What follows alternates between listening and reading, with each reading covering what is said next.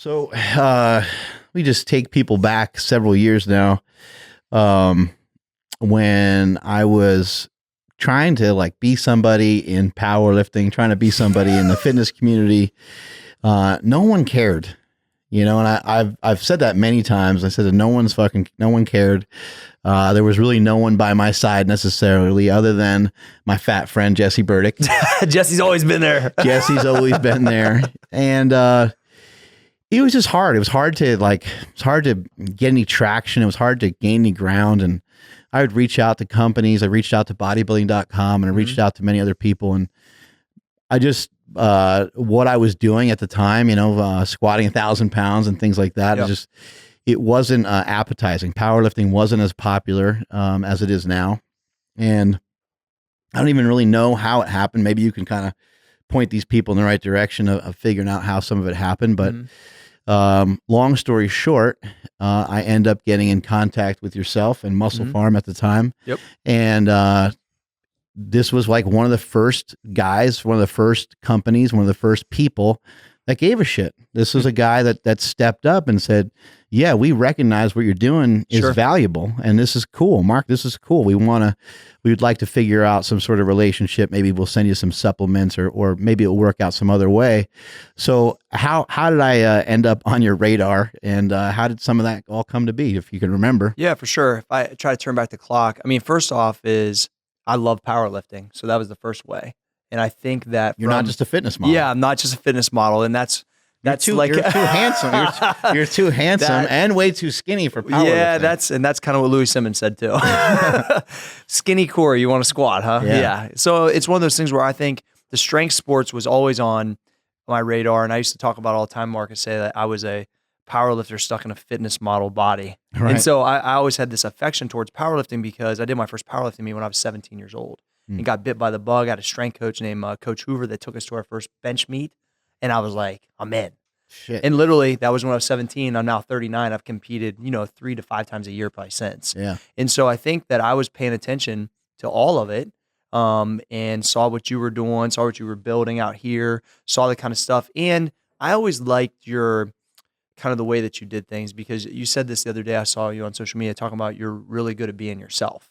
And so I think half WWE star, half businessman, full-time lifter on top of it, I think it was appealing to me because it had a lot of similarities to what I was doing or trying to do. Because I was running, a pretty good company at that point, but I was also trying to be the first person that was running a major supplement brand, but also living the life at the level that I was since maybe a guy like Bill Phillips or somebody, right? And so that's what I was trying to do. So I was absolutely paying attention to what everybody was doing. Yeah. Because I'm a student of the game and I just had props for what you were doing, man. What was at that time, why was it important to you to kind of lead by example? Like, because a lot of people that own supplement companies, especially the bigger brands, they're kind of sometimes disassociated with what's going on in fitness a little bit.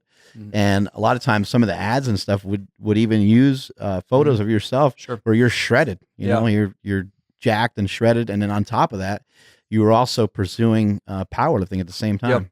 Yeah. My whole plan was if I could grace multiple covers and have an elite total in the ballpark of those years, that I thought that would be very different than anybody else. And it's so saturated right now, and it has been for a long time. So it's like, how can you stick out and be different? And I'm not a gifted athlete. I wasn't recruited to play sports in anything. Like, graduated high school like 160 pounds with no abs. I mean, so it's not like I was like a promising, stud.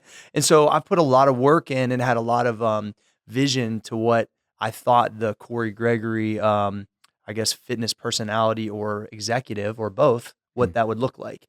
And when I had that opportunity, I'd have friends that would say like, dude, you're killing it. Like, just why are you eating tuna for 4 meals? Like, and I'm like, no, this is the time to step on the gas.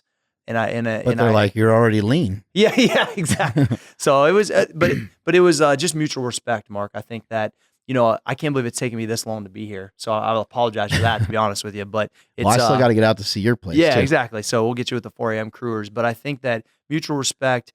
And I couldn't tell you how proud I am walking and seeing it. Oh, thank you, man. That means a lot. This place is awesome. Seeing the brand where it's went to, it's fun. It made me feel good when you came through the doors, and you couldn't hold it back. I was like, you were fucking sick. Yeah, you were super pumped. You're like, I need to get my camera out. Yeah, Like, this is pretty cool. No, it's just all love, bro. It's cool. What's the deal with this 4 a.m. crew? What's the fuck's going on? I see you post on social media, the hashtag and stuff. Yeah, like, it's only 1 a.m. your time. So yeah, it's pretty damn early. What's crazy is that out of necessity for all the things we just talked about, trying to be an athlete at the same time as an executive, and the most important is being a dad, right? Right. So I just noticed that past 7 a.m. Eastern, my phone it starts to ring, and it doesn't quit ringing until I shut it off. And so I couldn't just dial in. A lot of inbound dick pics from me. Whoa! But it was one podcast took a turn for the worse quickly. And there it went down the tubes. But it's one of those things where I couldn't concentrate on all the stuff I had going on. And if I wanted to balance those 3 major things, everything just started getting earlier and earlier. So I started training at 5, which means I was out by 6:30 or 7. And that was right when things started happening. Kids are going to school, phone starts ringing. And then there's a really good training partner of mine named Corey Carpenter that was working in the health and fitness field, but in medical. And now he's transitioned into training. And he had to come earlier at 4 because he couldn't come at 5 because he couldn't get all of it in. He forced everybody to wake up super early. He basically forced, and it's one of those things. I started telling the story a little bit more because I remember thinking, this dude's a really good training partner, and you know what? Fuck it, I'll just start getting up earlier. Because to me, what's an extra hour at this point? We're already crazy. Yeah. And it went from 5 to 7 people consistent. Some guys driving up to 45 minutes to an hour to be there to be around it too. At 4 a.m. 4 a.m. So that means they're getting up at 2. It's crazy. You guys give each other shit for being late, or is it a little lax? A little lax though. Yeah. By the time we get done warming up, it might be 4:20. Guys will be guys, and they're going to give each other shit no matter what, right? So at this point, the 4 a.m. crew, the infamous 4 a.m. crew, which is kind of what we've tagged it, is now about between 20 and 30 deep on a regular basis, 5 days a week. Guys from all walks of life and all ages. That's what I love. It's from kids that are in high school all the way to, we had a guy that's 50 years old. He's a baseball coach locally that just squatted 530, benched 370, and pulled 525 at a 198. You know what I mean? Raw. So it's like what I love about what I love about this story is just that it's still about those numbers. Absolutely. It's still about those numbers. And I love that. And I love that people can't let go of that. And it's important that that's always there because, I always say strength is never weakness. It's always important to be strong. And it doesn't have to be that you're stronger than the next guy necessarily. That's cool. If you can, you get a couple victories and you can beat somebody else, but it's being stronger for yourself and being stronger. Like as you get older, maybe your goal is just to hang on to 315 or hang on to 4, whatever that number is. Maybe when you're like, okay, when I'm 60, I'd love to still be able to squat over 3 plates. Absolutely. It's about longevity. And the thing for me is I never had this kind of intensity for this long a period of time. I'd have a good training partner here and there, but dude, I got 7 guys at 181 that are all right and that are checking me. You know what I mean? I'm not the strong. I mean, I'm getting third in my own meets for my own crew. And they don't care what I founded or what I did. And I don't care either because that's not about that. And I think that's what I loved about what Louie always did. Yeah. He separated the business and the training completely different. And I've tried to do that in my own way, obviously living in Columbus too and having a lot of WestSide kind of influence. It's like when I walk in there, none of that shit matters. And I'm in there trying to beat that dude. I don't care how old he is, what he's done before. And once we put that chalkboard on the wall, it changed everything. Yeah, your car, your watch, doesn't your income. Matter. It's like you could lay all that. The Breitling don't matter, dude. It's lay all that in front of the monolift, right? It's not going to do anything. It's not going to help. And so we've been able to create that because everybody loses it when they leave high school. Think about it. You're in your high school weight room, right? It's the camaraderie. Form's usually terrible at that point, but everybody's rooting you on. Yeah. After high school, if you don't play on to college sports, and even those weight rooms aren't usually as intense, it's gone. Yeah, that's true. Well, we're returning. That's what I think I love the most when people walk in and go, man, this feels like my high school gym. And I'm like, yeah, and that dude's going to kick your ass, and that dude's going to kick your ass if you don't pull that through bands right now. And then they're going to talk shit, and it's still in a good way, but it's fun, man. I enjoy it. Where does the drive come from? Where's the determination come from to, day in and day out? Like it's one thing to talk about it. Oh yeah, we're going to train at 4 a.m., but it's another thing to do it consistently.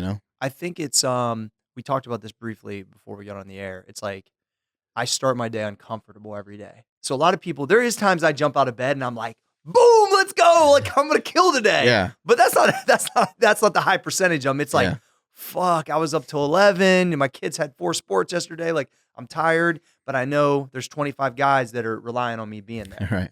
And I know that if I can get through, that being uncomfortable first off, that the rest of the day is just set up for success. Mm. And I believe sticking to that's been everything for me. How do you manage the stress? Because like that could be a big thing. Like if you're not sleeping, something I try to share with people often is, I do wake up early, but I share the other side of that message and I say, I'm getting my ass to bed as early as I can Yeah. handle, so how I'm do in you bed, like, manage some of the stress? yeah, I'm in bed at 10. Right. If if I push it to 11 too many days, then my training slacks from it because, 5, 6 hours. I mean, 6 is awesome for me. Right. I've done it for so long, just to be in that ballpark of starting by 5-ish, that it's became very routine. But a lot of people ask me like, "What? How the hell do you do that?" And it's really just like anything else. I ratcheted it down. I used to train at 7, then I trained at 6, 5, 4, and 8. So it didn't just go from I trained at 8 o'clock and now I train at 4. You know what I mean? But what I realize is that I'm walking out of the gym and it's still dark out. Right. I've already, on the way to the gym, listened to the audiobook. I've trained for an hour and a half, and got after it. I live a half hour, 40 minutes from the gym, just like Gotcha. all the other guys. Listen to more audio material there. Then I usually would hit the track and lunge 400 meters, listen to more. So I've already like studied to make myself sharper mentally for like an hour and some change. Right. I've already trained for an hour and a half and it's like 7. Right. And I'm thinking to me, I think to myself, I have to do that to beat the other guys that are more gifted than me. And if they want to put, just like we talked about with Brady, like I feel like I'm putting that time in just to fend off to keep my spot and to grow my stuff. And at the end of the day, if you want it, you're going to have to come get it in that manner because I'm not changing. Right. So and the consistency is everything. Well, people my whole life has always told me, it's not that easy. Not that easy, Hell no, Smelly. it ain't Not that easy. easy, Mark. Yeah. People have always said that. And I've actually found that it's kind of bullshit. It is that easy. It is that simple.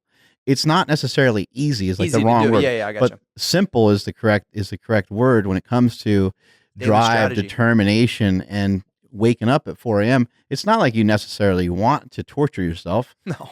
but it's as simple as you really like doing it.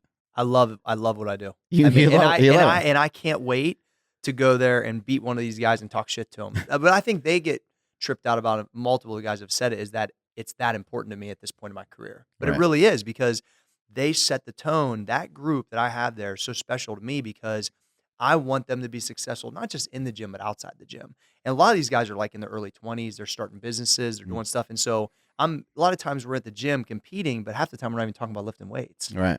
But I see the success that's happening outside the gym, which means that focus is spilling over, which is what we talked about. And so that's what's so special about old school gym in general. My partner, Dustin Myers, like I said, he's the strength coach at Ohio State Wrestling. He's one of the top programs in the country. We got Kyle Snyder is the Olympic gold medalist that is around the program. There's some amazing, like, high level just stuff going on around our gym, and it's special, man.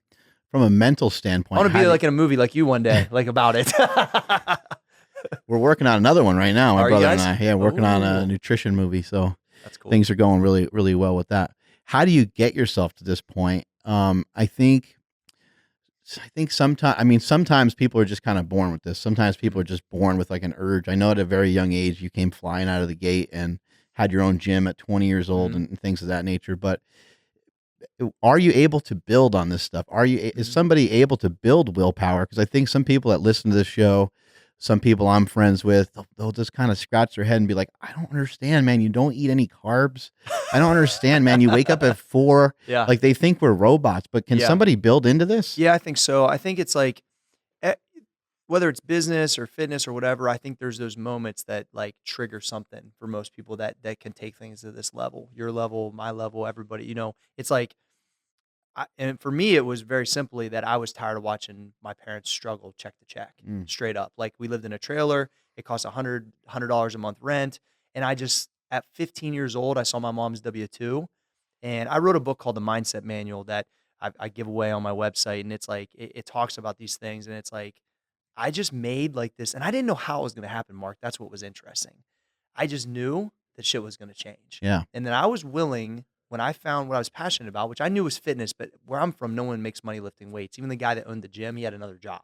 So, I'm from rural Ohio, 4th generation coal miner. Like, everybody I know does coal mining, and they lift weights and they're like, their steel toes after work, and they're all strong guys, but no one did it for a job. Yeah. You know what I mean? So it's like, I just made a pact with myself. I'm like, I'm going to roll the fucking dice big once, and I'm going to go for it. I'm going to move where I need to move. I'm going to go do what and I worked underground 6 months, saved 20 grand with every day. I'm shoveling coal. I'm on my knees. The roof is as high as this table. And I'm just thinking, I'm going to get my ass out of here and I'm going to do it as big as possible for my genetics, for my time. And the miners used to say, "Oh, so you want to be like Richard Simmons? You want to be a personal trainer?" I mean, they didn't know any better. I was just envisioning too, like you telling the other guys this, you know. Oh, yeah. And this is a real like macho thing, like they're so anything you want to do, like to get any fame or to be, I'm going to be on a cover of Fitness Magazine. They're probably like, what? Yeah, they thought it was crazy. Yeah, what you talking about? But the love that they've shown once it happened was unbelievable. Oh, like I said, cool. coal miners everywhere, always, because I'm always repping miners because I understand. Like I knew in that period of time, which I only did it for 6 months, that I would get that work ethic from 4 generations of family. I could understand what it meant, and then it really was part of my narrative. Like I'm going to get it, I want to understand it, but now I'm going to change it in a major way and teach that next generation of Gregory's a whole different way to operate and understand. Like my kids, as your kids do, they see what I do every day, and they know I love it.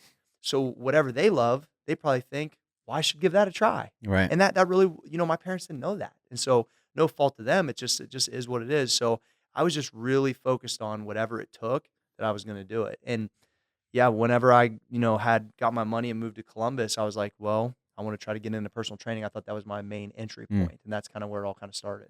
Do you think coal mining is something that, gave you some of the discipline that you have still today? Sure. Yeah, because you had to be there at 5 a.m.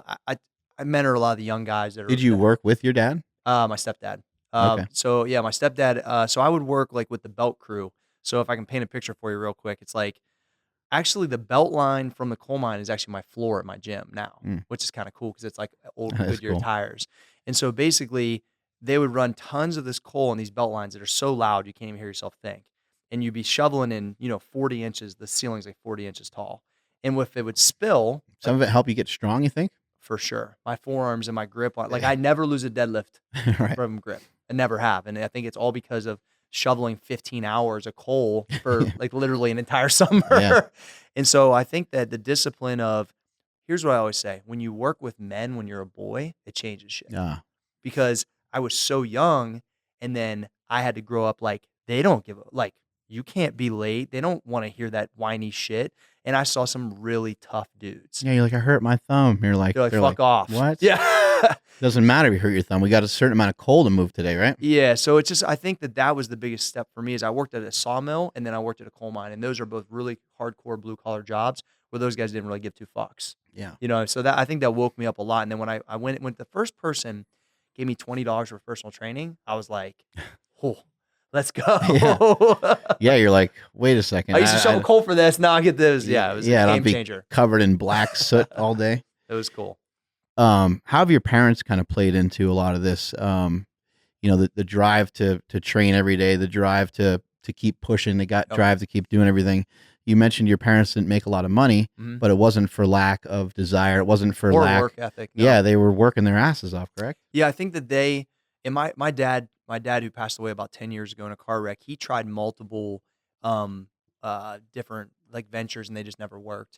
And my mom tried a few things. And so he had some entrepreneurial spirit. Yeah, he tried. I remember he tried like an interior cleaning like a car cleaning business. He used to like train because the mines were always off again, on again, on strike and all kinds of stuff. So he would have times where he might be out of work 6 or 7 months and he'd start something up just to kind of get by. So there was a lot of that going on. So they both kind of tried and never could get anything to pop.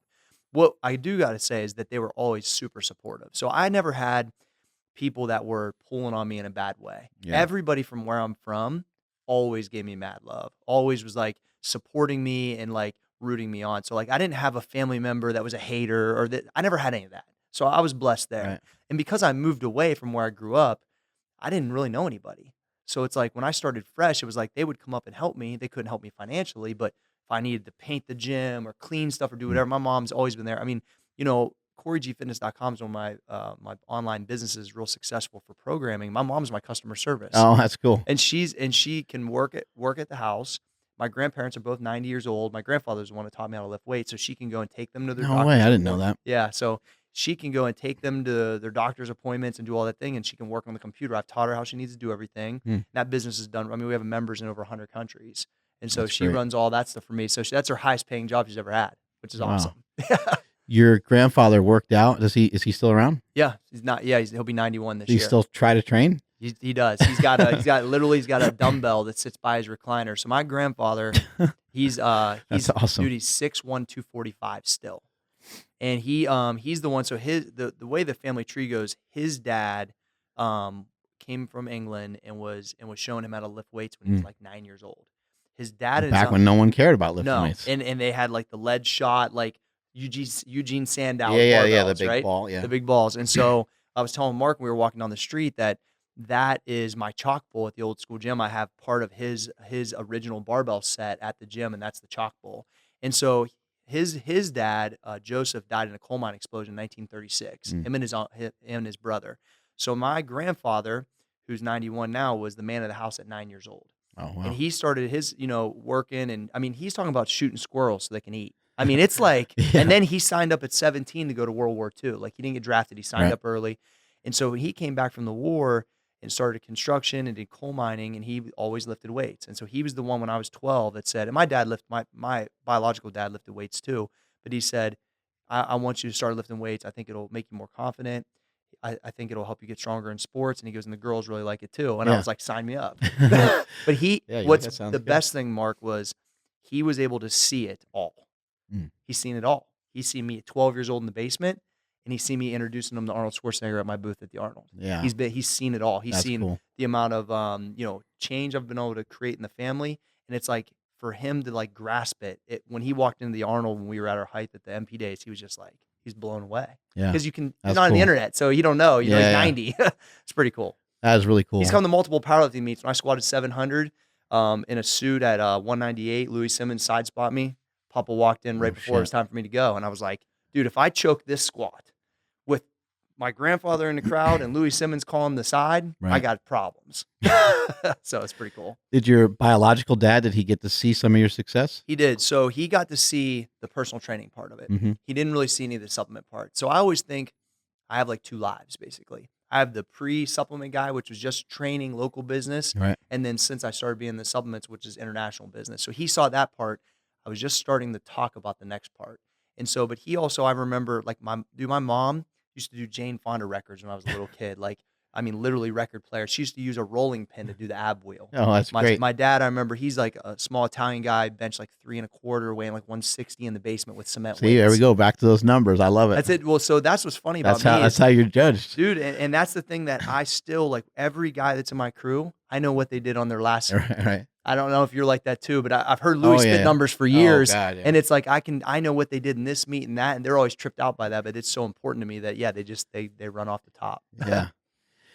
What's something that you learned from your dad that you still carry with you today? I would say from my father, he probably made me want to go even more and go after it, because I think he never really verbalized this because he didn't talk a lot, but I think he felt kind of It's interesting how dads are like that sometimes. Yeah, my dad was kind of a loner, so I see that in parts of me from time to time. And so he was like really to himself kind of guy. So I think that he tried those little businesses and never worked. And he always ended up, he was a coal miner for 16 years. He was a truck driver for 15 years. I think that it made me say, I saw him, but I don't know if he really went, like if he really knew what it took. And so I always said, like, I wanted to take everything one step further. It went much further than that. I could have never predicted that. Right. But I think that was the thing, is that I learned that I saw him attempt it, but it needed more heat. Right. So there's a lot of manual labor in your history. Sure. And you've loved lifting weights from a young age. Love it. Grandpa taught you how to lift, and you never looked back from that point on. You get deep into lifting, and you start to fall in love with the WestSide Barbell method. Yep. And all these cool things start to form as business is growing, as a lot of other things are going. But you had the opportunity to learn a lot from Louie Simmons of WestSide Barbell. What has some of that experience been like? So I think you'll enjoy the story because I've only told it like one other time. I go to my second powerlifting meet ever, and I'm probably like 18 years old. And it's a push-pull meet, and it's in this, no shit, Mark, it's in the middle of a trailer park. I swear to you. And so, it's I want to say 98. Making you feel at home. Dude, I'm telling you. Started. So I go in there, and it's literally this gym in the middle of this trailer park, and all of a sudden, you remember the internet's not really happening yet. All these huge ass motherfuckers roll in, and Louie Simmons comes in. It's It's when he benches 600 on his 50th birthday, and I'm there. So I'm at, he used to call it the Trailer Park Nationals, is what he told me later when I told him, I was like, Louie, I was like, I don't know. Trailer Park Nationals. Nationals, what he used to call it. I said, I don't know if you know, but I said, I was there when you benched 600 on your 50th birthday. I was like a kid. I'm from that town. I remember seeing the video of it. He jumps up. Yes, exactly. So I was there. Other guy's arms. In like the third row. And Louie's kind of short, so he like jumped into somebody else's arms. He's got his denim shirt on. It looked hilarious. So that was my first experience with WestSide Barbell. Far before I ever moved to Columbus, I witnessed that, and I was like, "What the fuck is this?" And then I couldn't find it at Powerlifting USA. I could read a little bit, and so I started being intrigued from that day on. And then once I moved to Columbus, I was here for a few years doing personal training and mostly in the bodybuilding scene. Then when I started, like, I used to do some powerlifting meets on my off season of bodybuilding, but I was like not really doing powerlifting until I met Tim Harold. That's what changed everything. So Big Tim Harold. Tim's from like the same area or something as you, right? His dad lived right behind my gym. Gotcha. So Tim Harold, who, if you guys don't know, he's a super heavyweight at WestSide, 6'6", like 410. Yeah. He walks to my gym. And I go, big boy. Oh, he's huge. You know, deadlifter. Yeah, he pull 800 raw, conventional, just a freak. He looked like a dude. The first time he walked in my gym, I said, I just come off a photo shoot. I'm weighing like $175. I said, Tim, I want to learn WestSide. He goes, you want to learn WestSide? He goes, okay, good mornings. We'll do good mornings today. This motherfucker, good mornings, 700 pounds. Oh my God. The monolift was jacked to 21. There's no way I could have spotted if I tried, Mark. But I witnessed that and I was like, I want to get strong, like in this way. And so I was just like, you're like, holy shit. I was just all in, man. Give me a suit. Let me learn. Let me do it. And so and then, over time, Tim got to where he's like, okay, you won't make me look like a loser. I'll take you on Fridays. So Friday night, I would go with Tim up to WestSide. And it's a big deal getting invited to WestSide Barbell. Yeah, I don't know if I would call it invited, but they took me along. That's why I always like to say, like, I'm a WestSide fan, and they let me go there sometimes. Just if Ramos was one of their best 181s. I'm really good friends with him. George's always helped. So a lot of the members have helped me over time, but I was never full go. So I don't know that I could go all into that level. That was part of the problem. But I enjoyed what I learned, and I remember one of the first times I was there, this guy named Gritter was there, and I don't know if you remember him. He's one of Louie's buddies from back in the day. Yeah. And so I'm squatting at WestSide, and I'm excited. I get there, and I didn't have a band set up at my gym. So I get up under the bar. I had a setup, but I had it set up wrong. The blues, they were choked the right way, and it was like 100 pounds more than mine. So I unracked the bar, and I got a single ply suit on, and it's heavy as shit.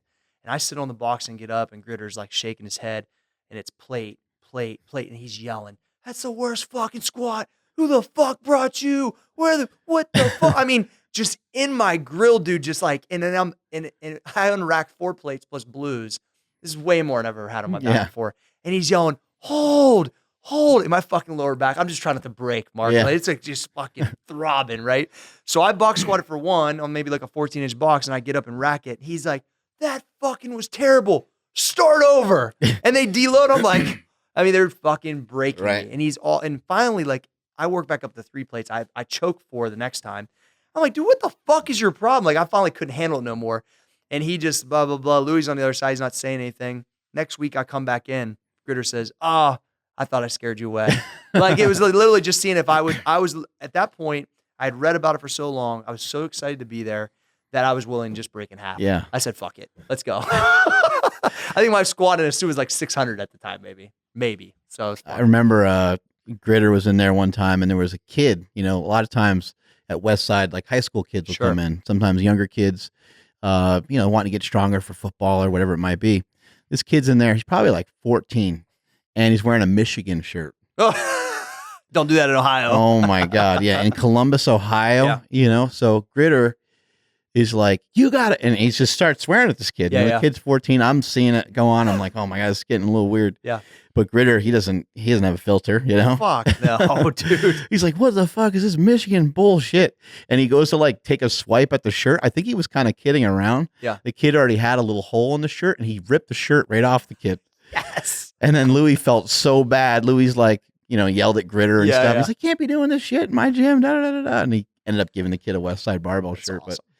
But that place, the environment in there is hard to really describe. Dude, and you remember the monolift is in the back of the gym. Mm-hmm. And you remember when people would first come in, you really knew who was determined to figure out how to work out, who was determined on how to incorporate themselves and integrate themselves into the group, because it would be rare for somebody to make it all the way to the back where the monolift was. A lot of times people would hang out in that front area. They might kick around the dumbbells a little bit and they might be like, peace. I'll tell you what, even to this day, like we did a deal with Tommy and where we got, WestSide old school gym equipment. We have our own belt squats, so it's all going to go live. And it's like, I feel privileged just to walk in there still to this day. It doesn't matter. Like, I've trained there multiple times and those guys are all across the board. They've all been helpful to me, but it's like, I realize, because I love the sport so much. That's what a lot of people don't realize about me, is that powerlifting is probably, like, I've done bodybuilding and the covers and stuff, but powerlifting is probably my main love.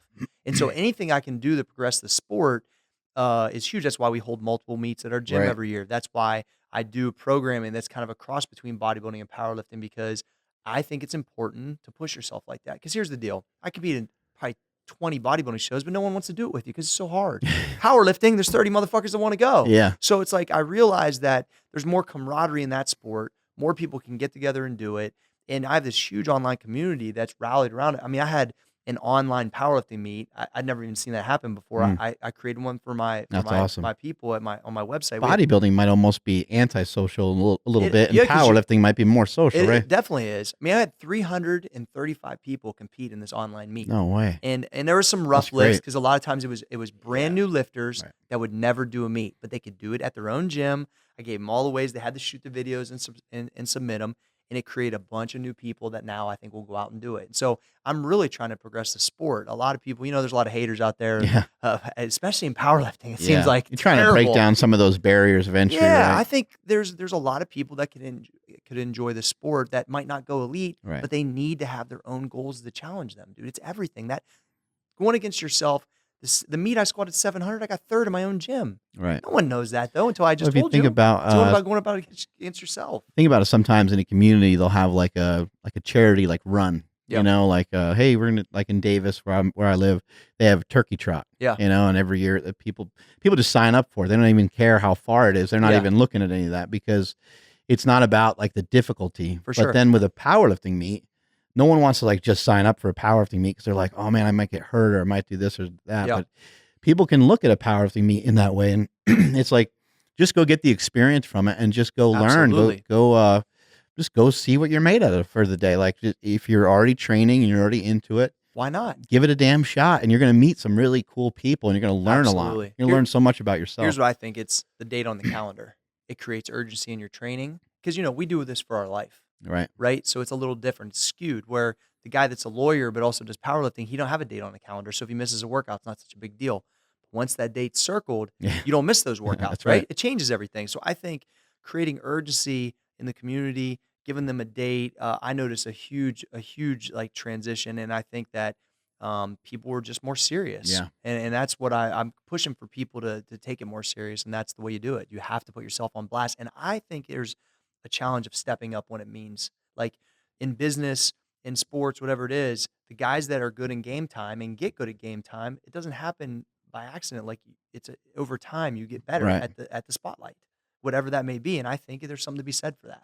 It could be trained. Yeah. My brother came up here and competed in the Super Training Classic, and he benched like 235 and in a slingshot. Yeah. And then he deadlifted, I think, 405. Nice. But it's not about, obviously he's benched more in his life. He's benched close to 500 pounds and stuff like that raw.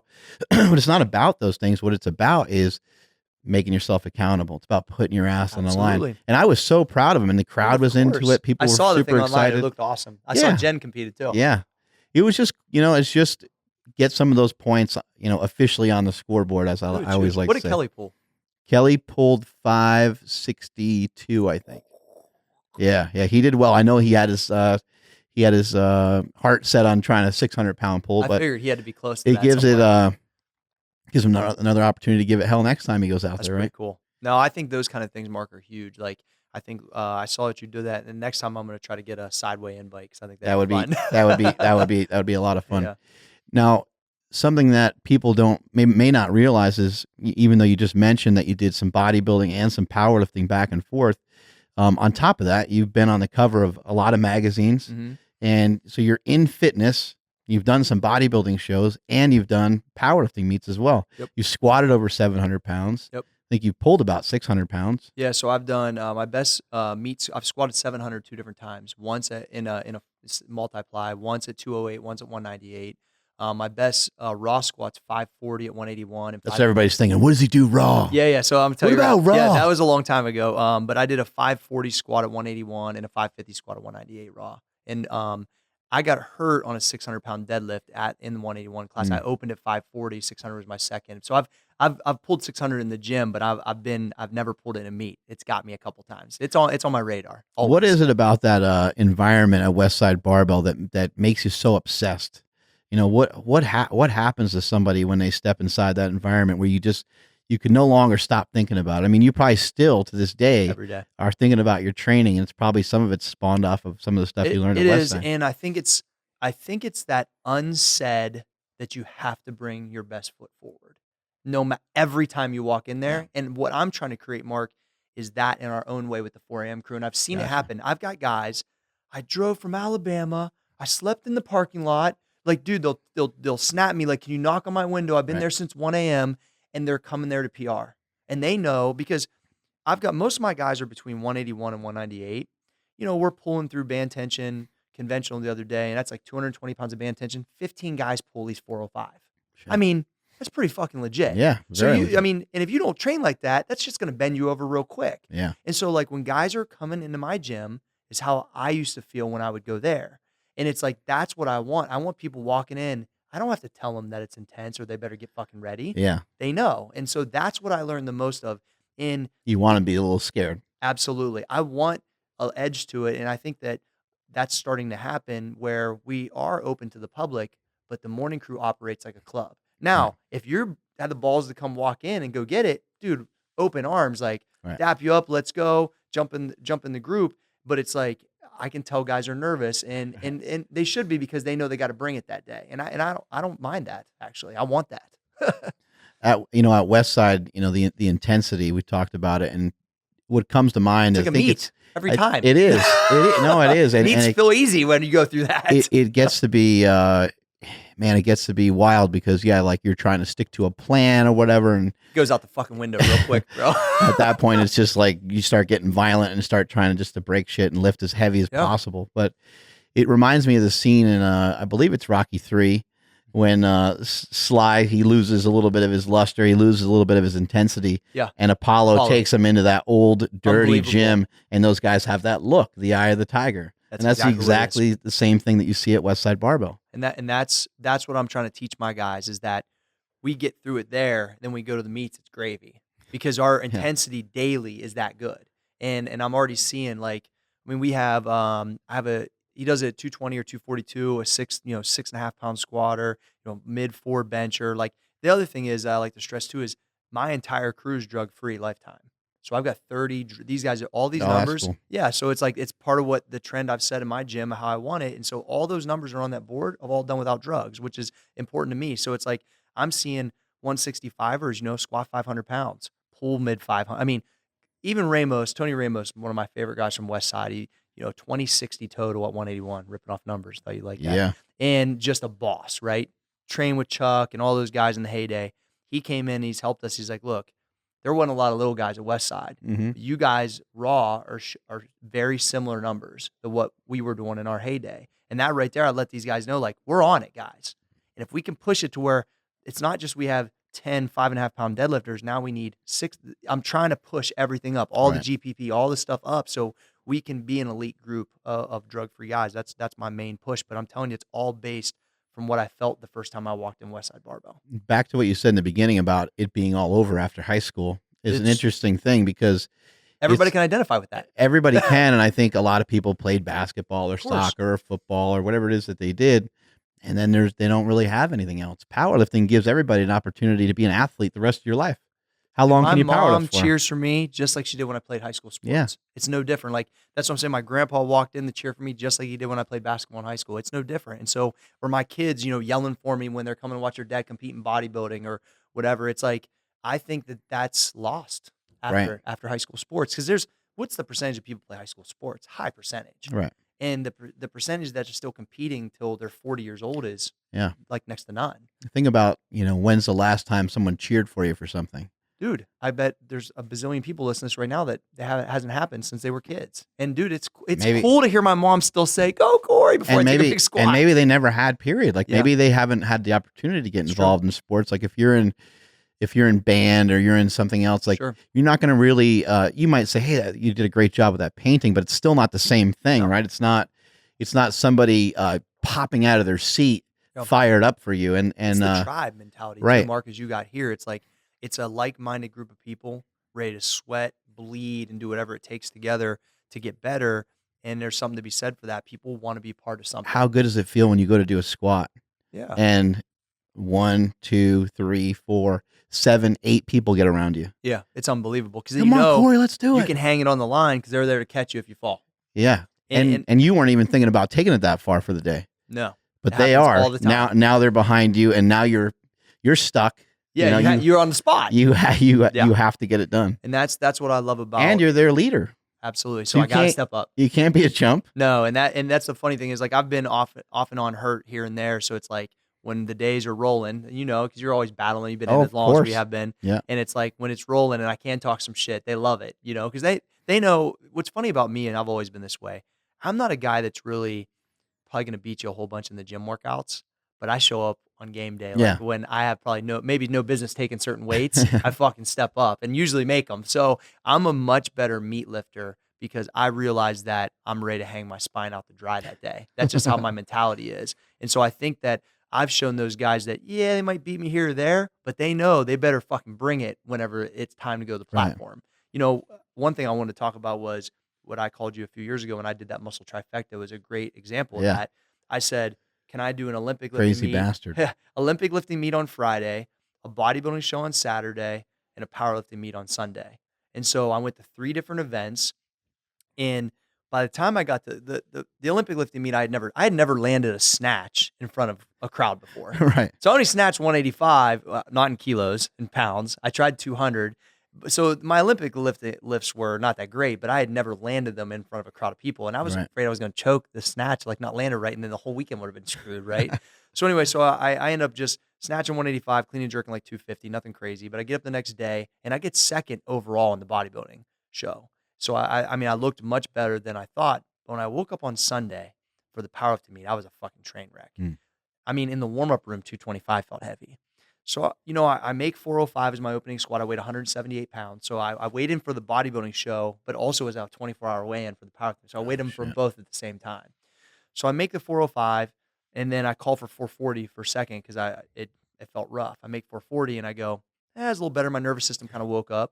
I was like, all right, 480. I'm sitting there, and I'm like, man, fuck this. I want 500. I want the narrative when I am on the power cast that I squatted 500 Yeah. pounds at 178 on the 3rd day of competition. So I tell my dudes, wrap my knees, 3-meter wraps. I said, wrap these motherfuckers. My patella is about to blow off. I'm either going to the hospital or I'm going to squat 500 pounds. And dude, when I walked up to there, I knew there was no other way. And I was seeing stars and everything. And it was a total grinder. And I ended up squatting 500, benching 315 and pulling 500, on that day at Right. 181 raw. So I was pretty proud of that. But that was probably one of the things that got me out of the bed the most in the last couple of years because I knew, once again, it's so saturated. No one had done that I'd been aware of to do Olympic lifting, bodybuilding, and powerlifting all in the same weekend. It was cool. Right. And it's just Muscle trifecta. and it's just a goal that you set for yourself. Right. It's like something you fucking made up. I made it up. Literally, my friend was running a bodybuilding show locally, and I can control the powerlifting meet because I was like, I'll just put it on Sunday because we can Right. host it at our gym. And there was a local CrossFit box that had a really nice platform. And I was like, hey, you guys want to put on an Olympic lifting meet? And they're like, yeah, do you want to do one? I'm like, actually, yeah, I want to do it. Can we do like a Friday night throwdown? They're like, fucking let's go. And so I literally set it up. About a month out, I started telling everybody about it and put the pressure on myself. And yeah, I mean, I was really happy with the results. It was fun. So you It's a ended great up with some great mentors, running into, the likes of Louie Simmons. And then from a diet perspective, he's not on the map for everybody, which I don't know why, but it should be. Yeah. You've rubbed elbows for many, many years with Dr. Eric Serrano, who's out Serrano's a in boss. Ohio, right? Yeah, Serrano also lives behind my gym, like about a mile, Hmm. luckily. So Dr. Eric Serrano It's kind of a funny story. When I started, I had a drug-free bodybuilding organization in Ohio for about 7 years. I ran 2 shows a year, so I was promoting shows too. And I brought Eric in to help me with drug testing to keep the drugs out. And so I just started going to his office. I read about him online, and we didn't know each other. So I just literally kept going to his office every day till he would basically talk to me. Yeah. And finally, he was like, "What the hell do you want?" And I was like, "Dude, I think we should be friends." And he was like, "Oh," and he's a goofball. He's like, "What?" So he's like, "Huh?" And so what happened out of that, being relentless, he helped me with that, and then I started to become his like test subject. So for amino loading, for all these like weird, He knows shit that he was talking about 20 years ago He's that so people smart, are still, you know. The reason why I have I think an elevated diet kind of like background is because I was his test subject. Yeah. So, and he knew I was so disciplined on my diet that he could get real data from me. And so he would literally say, "All right, Cory, I want to do this and then fat load and do that." I mean, I remember You're like, "What?" I was there. So I did What's a that? fat loading protocol where instead of carb loading, like most people do, he's like, "How much you think you can eat? How much fat you think you can eat one day? I want to see if it almost turns you anabolic." I was like, "All right, let's go." So I got up I was eating low carbs for like 8 days. And then the fat load was on the ninth. I did a dozen of eggs with cheese on it for breakfast. My snack was a whole canister of cashews Mhm. with non-salt. I ate steak for lunch, ate another thing of cashews in the afternoon, and then I ate 12 more eggs for dinner. I weighed about 175 Like at this time. 400 grams of fat or something. Oh, fucking, I don't even 500, know. yeah. A bazillion. It was like 10, like 8,000 calories. Right. So I go to the gym that night, and I was training at this old world gym at this time, and it had a bunch of really good bodybuilders. And no lie, I looked so nasty, Mark. I was lean. I was probably like 170 at the time. I was veiny and fucking like onion skin, like, and dudes were coming up and asking what cycles I was taking. I mean, I looked like a fucking freak. And I got up the next day and I was lighter. I Wow. was like, how the fuck did I eat You're like, eight? "What the fuck?" And I literally felt like, if I even know what it felt like, but I felt like something else was going. I think it was the elevated calories, all the fat. So Or maybe Serrano, make your body freak out a little bit dude, and just try to burn up some of those calories or absolutely, something. totally freak out. So I was doing things like that way before people. And who Doc Serrano learned from was Mario Di Pasquale, Right. who wrote the Anabolic Is he Diet. still alive? He is. He's about 70 also. So I then became friends with Mario Di Pasquale. So Doc, that's who Doc and Polquin learned a lot from. Yeah. And so now Mario, he lives in Canada. I would start emailing him. He knows a crazy amount of information. No, He's unbelievable. I mean, I don't even know like the science of any of this, but maybe you do. Aren't triglycerides that can be like in your muscles or something to that effect? Is that something that he was striving for? I could be speaking wrong because I don't always know. I can't speak on that. I'm not sure. What I learned from these guys was this. So Di Pasquale's base of his diet, it was always high carbs about when he, in the 60s, 70s, when he was kind of popular. He wrote the book called The Anabolic Diet, which is for free online. You can find it pretty much anywhere. But he said, can I change the way that guys that don't take drugs to get an insulin drug response from carb loading? Mhm. And so his thing was, you did a 12-day, pretty much 30 grams or under, very Atkins-ish. And then on the 13th day, it was everything in sight. And Right. you could go from 12 hours to 20 to 48, depending on your metabolism. And then after that, it was a 5 and 2, 5 low carb, and then 2. And I followed that for a really long time and had great results. And then I, over time, started to have my own kind of tweaks and things by working with Eric Serrano and Pasquale. But I was able to email him, and he was so smart. He would talk on the cellular level. I would have to look up stuff to just answer his emails. Right. Because I'm like, dude, I went to school 1 year. You're like, I'm not like, sure what the fuck are you talking about? But Yeah. so between all these guys that are around their 70 years old, between Dr. Mario Pasquale, Louie, and then Arnold, I mean, I think I'm the only person, I'll say it, that's learned from Louie Simmons and Arnold Schwarzenegger directly. I Right. don't think there's another person in the fitness industry that can say that. Right. So that's pretty unique. Yeah, very, very much so.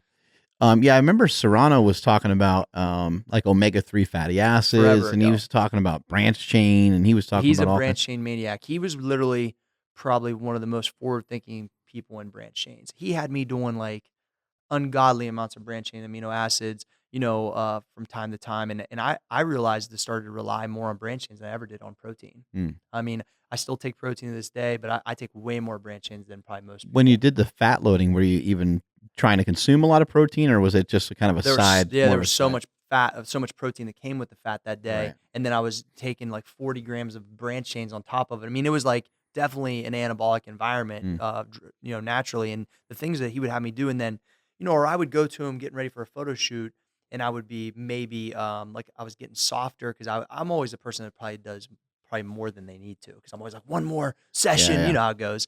And he was like, here's what I need you to do. I need you to go eat a steak, like 4 sweet potatoes, do legs, and rest for 2 days, and you'll look better. And like, dude, I mean, it was like this guy would just look at me. I even at the point up to a few years ago, if I couldn't figure something out, I'd literally take a picture, send it to him, tell him what I'm eating, flip it right back. I mean, just like a mad scientist. I wonder how he knew how to do some of that, because being a doctor is one thing, and knowing the X's and O's and stuff is one thing, but then knowing bodybuilding and knowing the body like that is a real talent. Honestly, it's a different talent. It is a different talent. And living in Columbus, I didn't realize how blessed I was to have all these people around me. So some of that's luck. Right. Some of it's that I was persistent to learn from them, because I don't have a traditional education. So I'm starting my personal training studio at 19, 20 years old with a 1-year thing from the and a community coal mining college. background. And a coal mining background with a guy that read a bunch of Arnold encyclopedia, you know? So being able to learn from these people, I think, has set me apart from everyone else. How did the Arnold Schwarzenegger thing happen? So Arnold obviously is everybody's idol, right? Hey, And I mean, of course. And so it first happened by going to the Arnold. So it's kind of a funny story. Like, the Arnold's having its 30th year. I've been there for 20.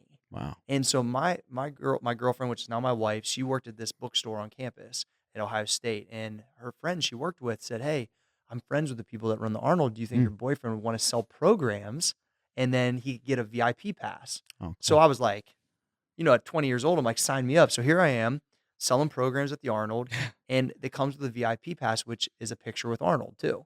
So Arnold's taking pictures with 1 million people. He's not really talking to anybody. It's like such a kind of bang bang type thing. But I get my picture with the man, the GOAT, right? So I'm like, oh shit, it's on. Like, I got this close. How do I, eventually scale up to where I can learn and do all these things? Going to something like the Arnold at that age is a huge deal too. It's Huge like deal. overwhelming. It really opens your eyes, Yeah. and you're like, "Fuck, I want to figure out how to be part of some of this." And that's what I said. How do I get up in this whole thing, right? Yeah. And so, it didn't happen for a long time. I just kind of pursued the modeling thing, did some fitness magazines and stuff. And then once I started getting into supplements, I started getting some traction as a businessman. And here's what changed it. I wrote an article called Golden Era Intensity, because I studied, that's how I learned. Even when I met Franco Columbu, I have Franco Columbu's pamphlet series from the 1977. That's, would have been like their ebooks at the day, right? That I learned from in the encyclopedia and Pumping Iron. And so whenever I was, I wrote about the Golden Era because I felt like I lived then, to be honest with you. I've studied it so much. Well, I was banging on Daniel Ketchel to look at this article because I thought Arnold would really dig it. So here I am writing a 1-page article that I think Arnold Schwarzenegger is going to like. Now, what's the possibility of that really happening? Well, probably not great, right? I send it to him, and that I was, at MusclePharm at the time. That year, Arnold did read that article, and he put it as a front page of his website, Schwarzenegger.com, right. Golden Era Intensity by Cory Gregory. I never met him before, but I didn't realize he reads every article that's his website. So he understands it. If he read that, he understands that I get it. So then that's on Thursday before the Arnold. Well, all of a sudden, somebody shows up to the booth on Friday with a bodyguard. It looks like a boy bander guy, and I have no clue who it is. And so they're like, hey, is Cory here? I'm like, yeah, I'm here. What's up? I'm like, what do you need? It's Patrick. It's Arnold's son, but I had never met him before. And this is years ago. And so he's like, hey, my dad read, he goes, my dad read the article. It's on the website. He's like, it's awesome. He told me to come meet you. And I go, who's your dad? He goes, Arnold. I was like, oh shit. Like, I was totally, taken off You're guard. like, Arnold. Yeah. And he goes, well, he'll be. I would know him from. Yeah, exactly. He goes, well, he'll be over on Saturday to talk real quick when he stops by the booth. So that's really how it started, is me flexing training. Because that's the thing about Arnold. When I see him, he never asks about business first. He always asks about training. It was always so important to him, just like it is to us. And so a lot of people don't understand that about him. Dude, when I was at his house and I met Betty Weeder for the first time, this is how he introduced me to Betty Weeder. He said, this is Cory Gregory. He's been on we've done business, done a bunch of magazine stuff. He squats every day and he's got awesome abs. Like, that's Betty Weeder. That's Arnold introduced. I was like, dude, are you kidding me? Like, it couldn't get any better than that. That's his profile. Oh, yeah. I was like, that's great. Boom, I made it. Right. So, but anyway, I think Arnold had respect from that first. And then so I met him very briefly then.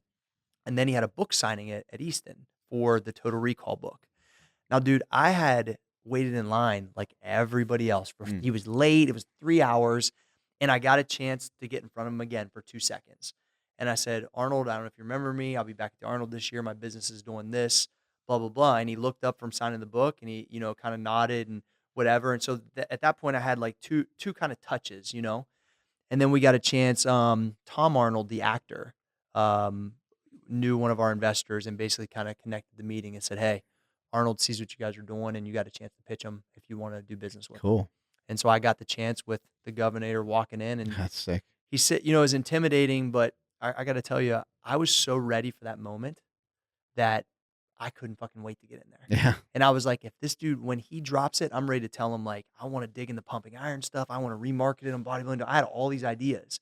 Right. And he just sat down and said, why should I do it with you guys?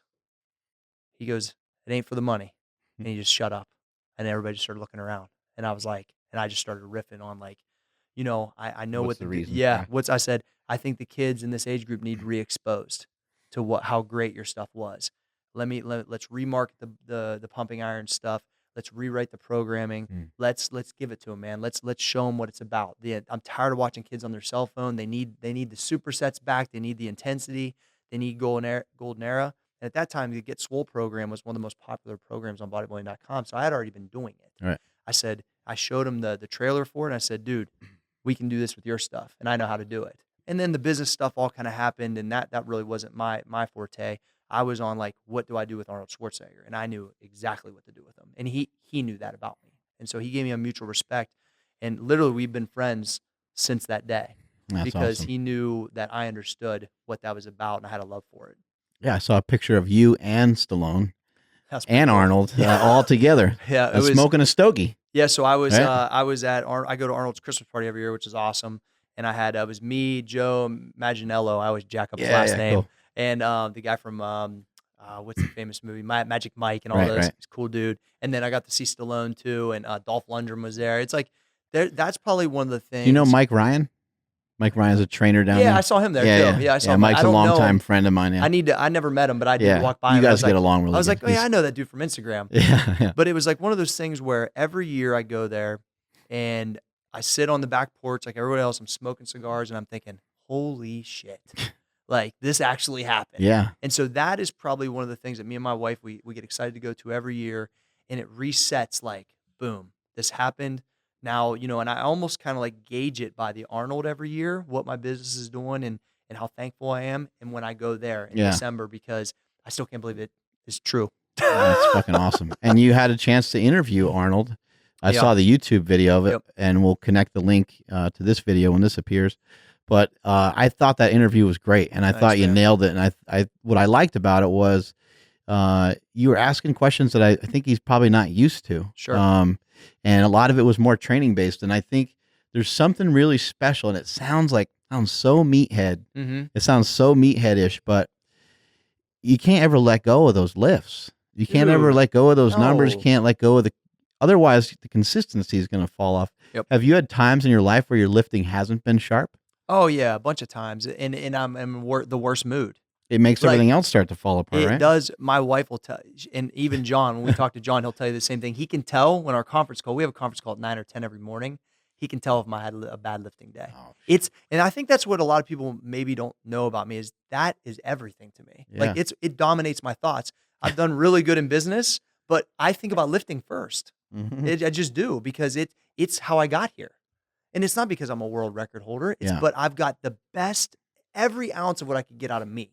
And so it's like those lifts that I've made that are like barely elite totals raw, but that was everything I had, like everything. So there's no like end. There's no end to it. And you can always add weight and stuff. But when you go into like a meeting, it's not black and white that way. Mm-mm. Like someone's not gonna be like, "Come on, Cory!" like screaming for you, like in a meeting. Like that would be. I mean, that would be great, but but it doesn't work that way. But it would be awkward, right? And there's no like final set or final rep, or there's no like there's no physical fatigue. There sometimes can be mental fatigue, but it's just so different. It doesn't move the needle like that. It doesn't get you excited that way. Back to even Arnold, I think why I jived with him so well is because he understands the discipline that it takes. He had a mutual respect for. Here's one of the biggest parts of that meeting, Mark, that I kind of forgot is. I was on the cover of Fitness RX that month with my kids, which had never been done before that I'm aware of. And one of the investors bought it at the airport and brought it to the meeting. I should have fucking thought about it. I didn't even bring it. And so I'm sitting there and we're talking, and all of a sudden the guy throws it at Arnold. And so I'm thinking, and I'm sitting on the couch, and he looks over, he's like, "This is pretty cool." And I'm like, "Well, yeah, when you say that, it's fucking awesome, you know?" Yeah. And he goes through, and the first thing he does, he opens up to this, it was like a 10-page spread at Old School. He's like, "Where's this gym at?" I was like, "Well, that's my gym in Columbus, Ohio. I built after the Golden Era." I was like, "It's, one of the top, I think, hardcore gyms in the country." He's looking through it, and he was like, "This place is cool." And he just like, and then there's like, literally, this is where it freaked me out. There's a pull-out poster, like an ab poster. And he's like, "Your abs kind of remind me of like Frank Zane's a little bit." And I'm like, dude, at this point, I'm like, "Wait a second, what's happening?" And so That's it was great. like one of the most surreal moments, but I felt like I was supposed to be there. I felt like all the hours, all the stuff I had put in, that it was all kind of coming to like this crescendo where I was just going to knock this thing out of the park. Right. And it, like, I just remember that diet phase being so hard for some reason. I don't know if it's because I was busy and the family, whatever it was, but I remember it felt like one of the bigger sacrifices in that period of time. Mm. And I always say, when you can work through some adversity, there's usually a huge blessing on the other side. And in that moment, it was worth every fucking can of tuna and every Right. cardio set, 'cause I didn't, at that time I got in good shape. I didn't have it dialed in like I do now. And so it was a little bit harder on me then. So it was all worth it, man. It's cool. What's your diet like nowadays? So now I I know follow, you like recently gained a little bit of weight to be yeah, a little so bigger for a little while. I have a version of Mario Di Pasquale's diet, with a lot of my own tweaks, and then like an intermittent fasting kind of mixed together. Mm. That's actually probably, honestly, when I left MP and started my online business, that's been my biggest like sales tool, because figured it out to where, I mix those two worlds, and there's some really good cheat stuff with beer and stuff on the Yeah. weekends, and that's been like my main driver of my entire What website. what is it about a low carb lifestyle that really clicks, that really works so well? Like I try to explain it to people. It's hard to really put into words, Yeah. but being on the other side and not eating carbohydrates, just abstaining from them, Yeah. seems to set you on a path that allows you to create behavioral changes and allows you to get away more from all clear. these things that are addicting. I think that the sugar and the carbs, the bad stuff, it puts you in a cloud. I think that, and even my plan, Just for the record, we're not saying that they're bad necessarily, Yeah. but we're talking about people shoveling down pizza and ice cream and Yeah. shit like that. yeah, your insulin is gonna be a train wreck, which makes you feel like a cloudy mess. The way that I've created is that even when we're on like diet phase, getting ready for something, it's still over 100 grams. It's just the way that I've put it together, Right. and the way that we spike before we go to bed, it creates some like stuff going on. So it's really like, at this point, like, here's the difference from photo shoot to photo shoot between when I squatted every day, which was obviously always controversial, but it was Yeah. once again, I mixed the conjugate method and John Brose's squat every day that he brought from the Bulgarians, kind of mixed that together. From doing that and doing this new diet approach, I was 14 pounds heavier from Mm. shoot to shoot, and doing lunges as my cardio. Yeah. And I was able to, I mean, at the Not photo, just regular lunges. yeah, walking lunges, 400 meters to 800 meters, straight through, Crazy knee touching. bastard. It's tough. You should try, Mark. I think you'd like it. And it's like one of those things where my body had changed so much, and I was squatting like 400 plus at the photo shoot. Like, dude, I used to be like walking in these photo shoots like I was going to die. Hmm. And I was like, you know what? I'm missing something. And once I started doing, once again, just my own research and trial and error, and I started figuring out these things, I was able to start teaching it. And the results we've had worldwide has been crazy. That's fantastic. And you're going to LA Yeah. tomorrow to train with Mike O'Tren. I mean, Yeah. Mike O'Hearn. I'm going to work with Mike O'Hearn tomorrow. And Awesome. actually, I'm really excited about meeting Robbie Robinson. I've never met Oh, him. yeah. And he's been training there. So I already text Mike like, hey, is Robbie there too in the morning? Because he's on my list of guys I've never met. I've met Yeah. most of the Golden Era guys, but Robbie's one of my favorites. And then from there, I'm going to be on Drama's podcast, which will be kind of cool, John and I. So I'm excited about that. Yeah, that's really cool. Yeah, Mike is somebody who's been bringing it for the last, I don't even know, How 30 old is that years or dude? something. 50? I think I don't he's- even know. Yeah, I mean, I think he's mid to late 40s. I mean, right? I feel like he was on TV when I was a little kid. I think so. I think so. I mean, Right. Stan Efferding's like 52 or 53. What a boss. And yeah, I think O'Hearn's getting Gotta close be to right 50 there. years old. He's a savage. That's one of those things, like being at Gold's. Like, I'm not there very often, a couple times a year, and being at Venice. Like, I remember I was there doing something, and Lou Ferrigno was there, and I had met Lou from a bunch of the Arnolds and things, and I was there lifting, and I was like, talking to Mike, and like Lou walks in and like notices me and comes over and says hello, and I'm thinking, dude, this is like, it just kind of happened through all the years of being at all the events, just like but still these guys are guys that, I mean, when I was a little kid, It's I looked up. Incredible Hulk, man. Exactly. Right. And so Incredible Hulk. I honestly, Mark, I feel super blessed that it's happened this way, and that just like yourself, the impact that it's created on the community that has followed and done some of my stuff. And dude, I get up, I'm pumped. I mean, it just feels like a dream sometimes. If there's any sort of secret or anything, or a little cheat code in the last year or two that you learned that's been really effective for you or the people that you work with, what has it been? I would say the biggest thing from a diet standpoint that I found is, I tell all my guys and all the people that are with me on the site is, don't just drink beer on Tuesday for no reason.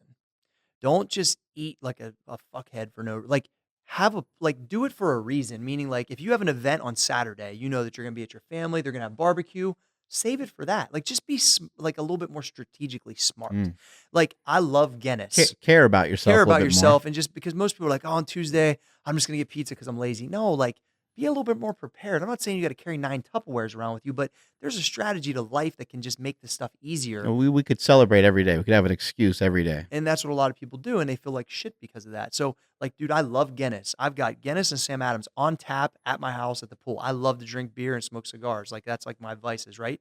But I just wait till there's a group of guys over the house to smoke a cigar or have a beer. Or on Fridays, my wife drinks Guinness too, which is pretty epic. Most chicks don't drink Guinness, so it's always funny. I go to the bar and, like, if I'm not drinking for some reason and she orders one and the bartender comes She's throwing down. Yes, they come to bring it to her, and then or to me, and I'm like, they give me the nod, like, yeah, that's cool. Like, but it's like one of those things, like, I think I had a better strategy so I can keep this up long term. Because I used to have, I weighed 240 at one point. I've weighed 165 at one point. I looked like an anatomy book, and then I had cellulite on my abs. Like, I've done it all pretty much. And so I can identify with both.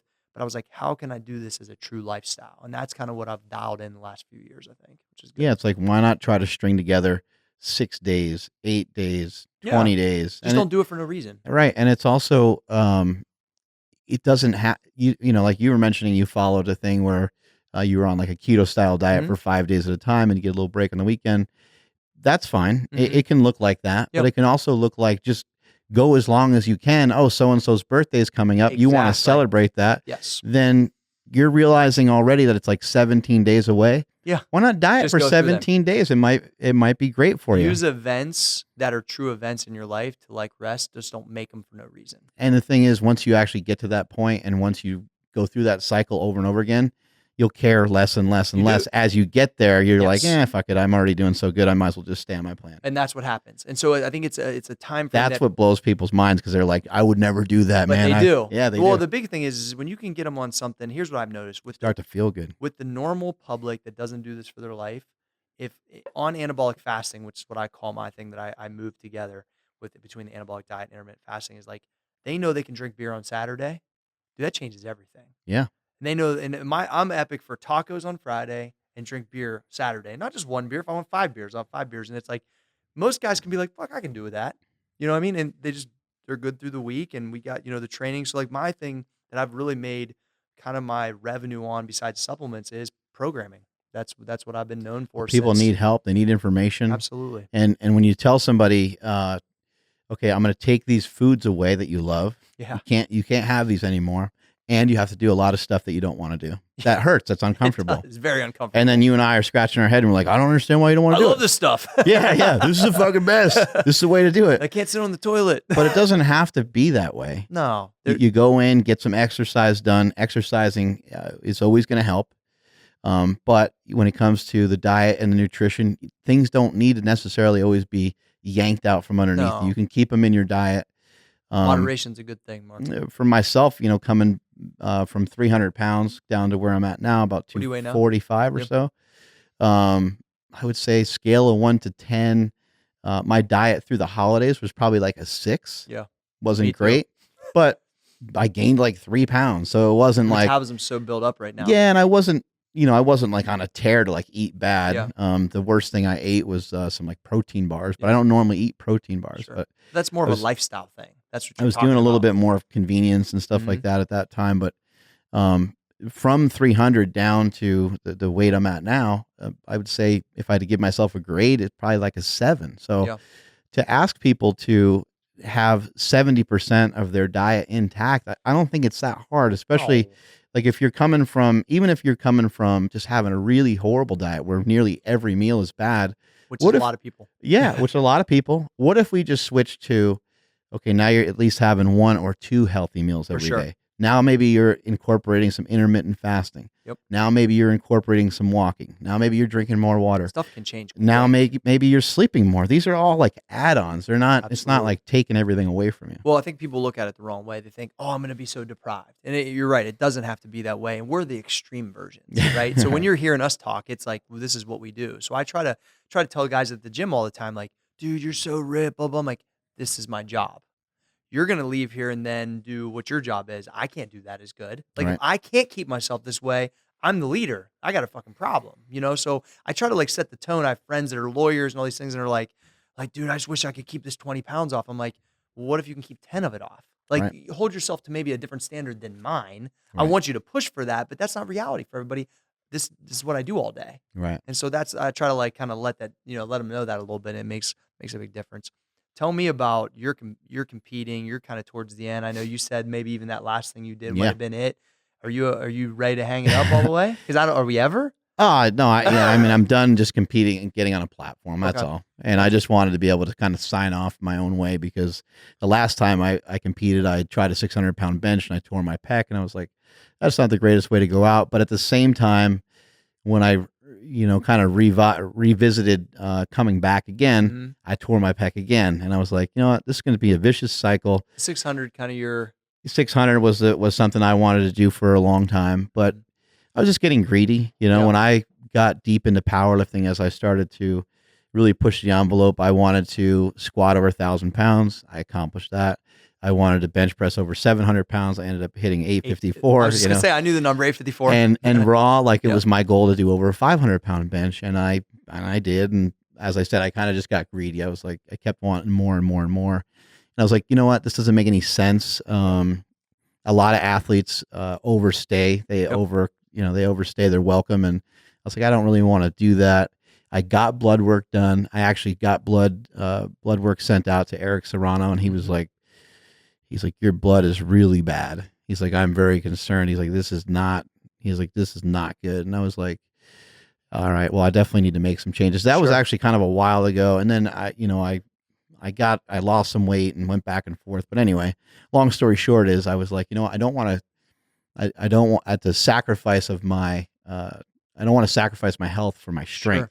Doesn't make any sense. A lot of people do that. Yeah, it doesn't make any sense. And I've done that before. Yeah. So I was like, you know what? Let's be You've done done it at with the that. highest level, Mark. It just depends on like when, like you said, when's enough. It's almost one of those things like kind of what Louie finally at, I think, 63, he had his last meet and he still did like 805, Yeah, 500, 675 or something. But I almost feel like that is kind of my path that I don't know because of the group, because of what I like cannot leave it alone. Right. I don't know. But knock on wood, I've never had anything like that.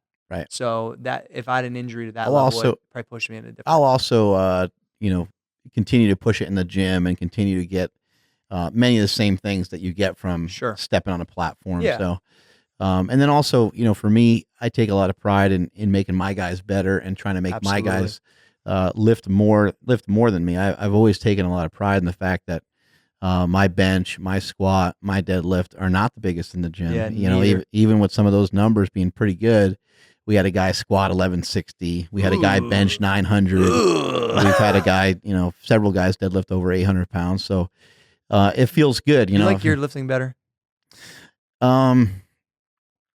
In a way, I mean, I like You kind of came up in that era, right? Yeah, I like it. I like the intensity of it. Yeah. And I like the excitement of it. I guess I would probably like raw lifting more if I was good at it, Yeah. but I'm not like great at it. I honestly think I'm a better geared lifter too. That's why I asked. Yeah, I mean, it's hard to describe to people, but I love the feeling of doing squats in a pair of powerlifting briefs. Load them up, man. A dynamic effort squat. I mean, it just always felt good. So those are still things that I'm going to do. Yeah. I still love squatting in briefs, and I still love box squats and like. Yep. I almost a brought lot my of those- briefs actually. That's funny because I still want to do in probably in 18 do one geared meet. That's like on my Yeah. plan because right before I got injured when I was at my strongest raw, I was planning on doing a geared meet because I've went like almost elite like 3 times in gear. I've just missed it. In the last one, it was in Ohio. Louie was there. I squatted 7, and then I benched like, I don't know, like 430 something. I had to pull 600, and my raw deadlift wasn't as strong as it is now then. And he was like, "So you're gonna pull 6 and get it?" It would have been 1735, I think, at 198. I was like, "Fucking A." I opened at 5 and jumped straight to 6 and choked it twice. Oh, And dude, I had it at my knees, and I'm hanging everything. Yeah. Louie's in the front row. I told him I was gonna do it, and I fucking choked it twice. I was pissed. well, now you have to. I have to do it. So it's on my list. Probably soon to start working in gear a little bit again. But here's what's interesting is the people that follow what I do, they don't even really understand that. So it's really a personal thing. It's not going to get me more followers if I squat 700 again. It doesn't really mean anything to anybody because raw is so much more popular. But to me, coming up, seeing all that stuff, it was a personal goal for me to say that I went elite in powerlifting gear too. Yeah, Burdick and I just talked recently about the old WPO days and Well, how they're bringing intense. it back. I heard Did you see that? So I mean, yeah. Dave Hoff and those guys are doing a WPO event at the Arnold again, which is about to be epic. I think. Is it going to be actually at the Arnold, or is it going to be like offsite or something? I think it's at the Arnold. Oh, that'll be cool. That would be sick, right? Because those were when Chuck was doing 11 something. I mean, Travis Mash, all those guys. It was cool. Oh, it was intense as hell. All right, guys. Strength is never weakness. Weakness is never strength. This is Cory Gregory. Where can people find you, buddy? At Cory G Fitness all over the place, and check out at Max Effort Muscles, the new supplement brand. Appreciate you, Mark. Later.